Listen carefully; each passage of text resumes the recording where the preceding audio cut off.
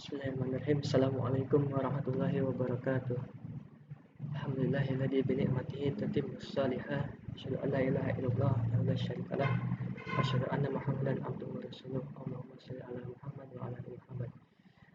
Eh, Pertama, perkenalkan, nama saya Aib Syaifuddin Johri dari kelas 3B, akan mempresentasikan tugas mata kuliah pengantar implementasi buatan atau PIB yang diampu oleh dosen Bapak Trifendra Prasetyo.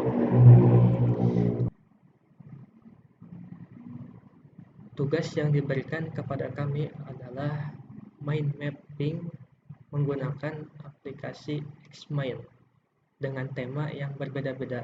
Nah, untuk saya sendiri itu kebagian temanya itu AI Government atau kecerdasan buatan dalam bidang pemerintahan. Kemudian dalam pembuatan mind mapping ini saya menggunakan data laporan dari 3 orang yang berbeda yang melakukan penelitian di Jakarta. Dengan 3 orang ini yaitu Ibu Poppy Purnamasari Wahid Suyitno dari Paskas Sarjana STM Ika Nusa Mandiri Jakarta. Kemudian juga ada Ricardus Eko Indrajit dari ABFI Institut Perbanas, dan yang ketiga adalah Muhammad Fauzi dari STM MIK Bumigora Mataram. Nah, ketiga mahasiswa ini melakukan penelitian di Jakarta, dan kemudian ada sekitar 50 responden juga yang ditanyai untuk nantinya dijadikan bahan laporan yang temanya saya angkat pada waktu ini, yaitu penerapan data mining dalam menangani kemacetan di Jakarta. Nah, langsung saja mungkin untuk pembahasannya. Terdapat 3 sub besar yang akan kita bahas. Yang pertama itu berdasarkan pantauan kemacetan pada Google Maps. Seperti kita ketahui, Google Maps apabila mengalami di jalan mengalami kemacetan itu akan menandakan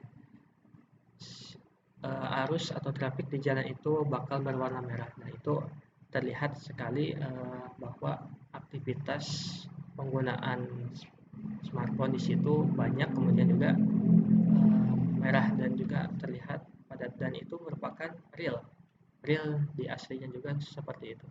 Kemudian juga yang kedua, pencarian jalur terpendek dari halte ke sekolah menggunakan algoritma A-bintang.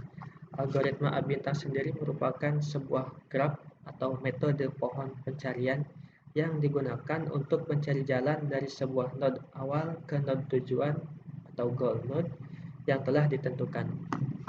Kemudian pembahasan yang ketiga yaitu model penerapan angkot sekolah online menggunakan konsep BI atau Business Intelligence dan metode TSP PAB dalam meminimalisir biaya perjalanan menjemput siswa. Business Intelligence sendiri merupakan aplikasi dan teknologi dalam mengumpulkan, menyimpan, menganalisa, dan menyediakan akses pada data sehingga dapat membantu pengguna dari kalangan perusahaan atau organisasi untuk mengambil keputusan dengan lebih baik. Dan yang terakhir adalah Traveling Salesman Problem atau TSP adalah merupakan keadaan bagaimana seorang salesman dapat menyinggahi setiap tempat satu kali dan kembali lagi di tempat asal dengan jarak atau bobot yang optimal. Baik, kita akan lihat satu persatu. Yang pertama, penerapan data mining dalam menangani kemacetan di Jakarta berdasarkan pantauan kemacetan pada Google Maps. Dianalisis menggunakan algoritma decision tree C45. Ini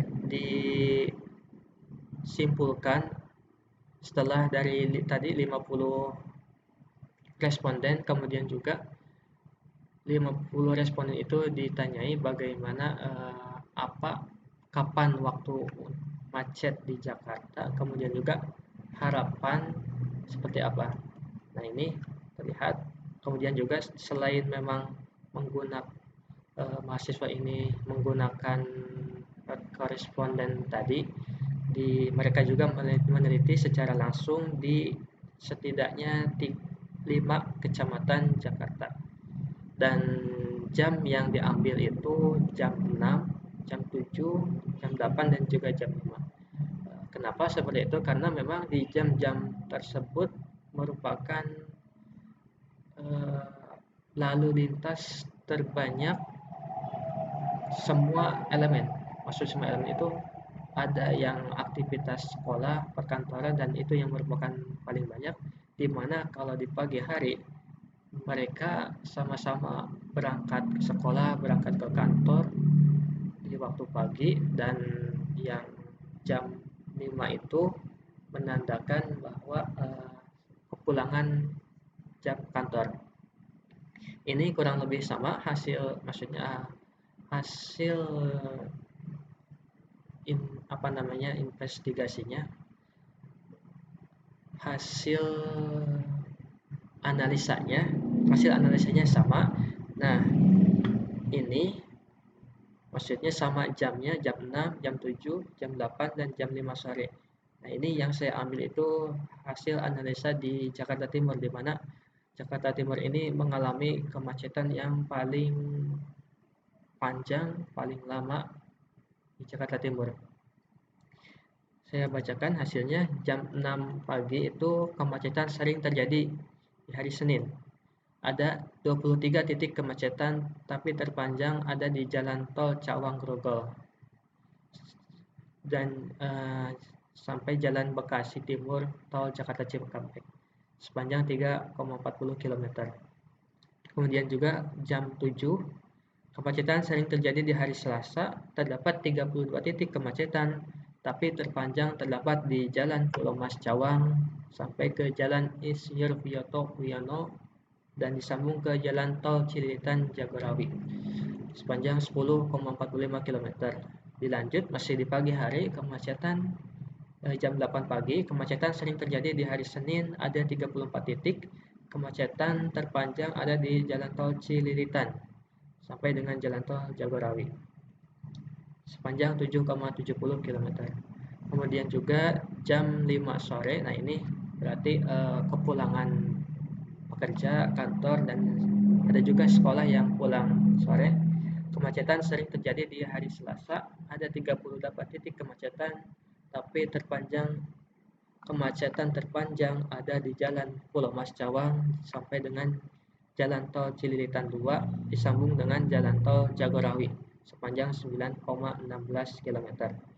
Itu merupakan pantauan kemacetan. Kemudian pencarian jalur terpendek dari halte ke sekolah menggunakan algoritma A bintang. Kita lihat.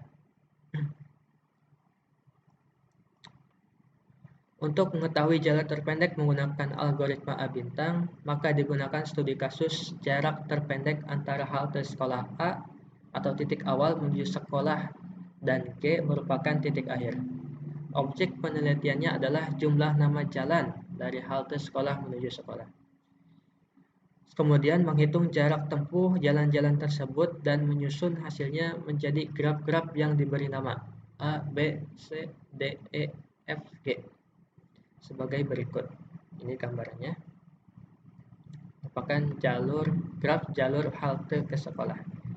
Jadi kalau misalkan kita lihat secara sekilas saja, ini bisa kita simpulkan di awal bahwa jalur tercepat itu dari A awalnya itu ke B, C, dan langsung motong ke G. Nanti kita bahas. Berdasarkan gambar di atas, diketahui bahwa hasil analisis penelitian pada studi kasus jarak terpendek antara halte sekolah A, titik awal menuju sekolah G, titik akhir menggunakan angkutan umum, angkot, rute perjalanan jalur terpendeknya yaitu jalur A, B, C, kemudian G. Dengan total jarak terpendek 9,24 km dengan waktu tempuh perjalanan sekitar 15 sampai dengan 20 menit. Ini ada rumus sendiri untuk menghitung jarak semua, kemudian juga waktu yang ditempuh. Selanjutnya, model penerapan angkot sekolah online menggunakan konsep business intelligence dan metode traveling salesman problem dalam meminimalisir biaya perjalanan menjemput siswa. Kita lihat. Kita mulai dengan studi kasus dan dibuat studi kasusnya.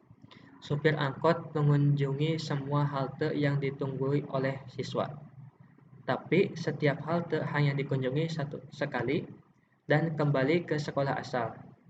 Tujuannya untuk meminimalisir biaya penjemputan, minimalisir konsumsi bahan bakar minyak, mempersingkat waktu perjalanan, dan sebagai salah satu solusi dalam mengurangi kemacetan di Jakarta. Berikutnya, diketahui seorang supir angkot melakukan perjalanan untuk menjemput siswa ke 4 halte, yaitu halte A, B, C, D. Adapun penjelasan jarak antar halte dan jumlah siswa yang akan dijemput dapat dijelaskan dalam tabel sebagai berikut. Halte A, B, C, D dan juga siswa yang dijemputnya ada 50, 25, 30, dan juga 15. Berdasarkan tabel 3 di atas, dapat dijelaskan dalam pemodelan yang menggunakan metode TSP Branch and Bound. Permasalahan penentuan rute halte digambarkan dalam graf sebagai berikut. Nah, ini jalur A, B, C, D tanpa mengulangi, jadi satu kali. Berdasarkan gambar di atas, diketahui bahwa graf tersebut jumlah rute yang dapat dipilih dan ditentukan dengan 6 sirkuit Hamilton. Menurut Akbar, tahun 2016 menyimpulkan bahwa lintasan dimulai dari node A dan kembali ke node A.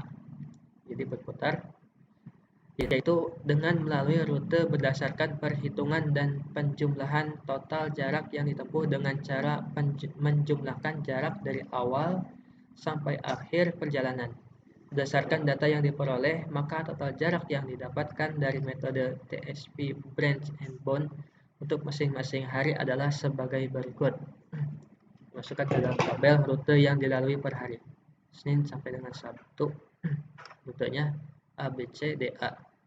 Nah, karena awalnya titik A dan akhirnya titik A, jadi yang banyak dirubah itu rute pertengahan B, C, D. Nah, ini. Jadi pertukaran antara tiga ini rute ini. Berdasarkan tabel di atas, dapat dijelaskan sebagai berikut. Rute hari Senin merupakan 4 tambah 5 tambah 6 tambah 5 sama dengan 20 kilo. Bisa dilihat dari tabel di atas. Rute hari Selasa 4 kilo tambah 2 kilo tambah 5 kilo tambah 3 kilo, totalnya 14 km. Dan bisa dilihat rute hari Rabu, Kamis, Jumat, Sabtu, dan sebagainya. Sehingga diperoleh total perhitungan rute dengan metode TPS Branch and Bound adalah 99 km selama 1 pekan atau 6 hari. Maka, nah ini diperoleh perhitungan sebagai berikut. Biaya bahan bakar per minggu, rumusnya itu total jarak tempuh kemudian dikali 1/6. 1/6 ini merupakan harian, jadi 1 minggu. Karena sekolah itu hari Ahad libur, berarti dihitungnya hari Senin sampai dengan Sabtu, berarti 6 hari. Berarti 1/6 dikalikan dengan harga BBM. Ini saya lihat harga BBM terupdate di Jakarta sampai dengan sekarang. Dan harga yang digunakan adalah harga Pertalite. Total jarak tempuh seperti yang sudah tadi kita hitung adalah 99 km. Maka kita masukkan ke sini total jarak tempuh, kemudian dikali waktu 1 minggu 1/6, kemudian dikali harga BBM 7.650 per liter, sehingga diperoleh harga biaya bahan bakar per minggu sebesar Rp126.225. Sehingga kalau misalkan kita kalikan per bulan menggunakan rumus sama seperti tes, total jarak tempuh dikali jumlah hari dikali harga BBM dan dikali banyaknya perjalanan dalam 1 bulan. Nah, sama dimasukkan 99, total jarak tempuh 99 km. Kemudian juga 1/6 jumlah hari, kemudian dikalikan harga bahan bakar, kemudian dikali dengan 4 pekan, karena 1 bulan itu 4 minggu, sehingga diperoleh nilai Rp504.900 per bulan. Dari analisis di atas dapat disimpulkan bahwa total jarak yang dilalui seorang supir angkot yaitu sebesar 99 km per minggu atau 396 km per bulan, tinggal dikalikan 4 ya. Dengan total biaya bahan bakar untuk rute awal yaitu sebesar Rp126.225 per minggu atau Rp504.900 per bulan. Mungkin hanya itu yang dapat saya sampaikan. Kurang lebihnya saya mohon maaf apabila terdapat kesalahan dan juga yang tidak saya akhiri. Billahi taufiq wal hidayah. Assalamualaikum warahmatullahi wabarakatuh.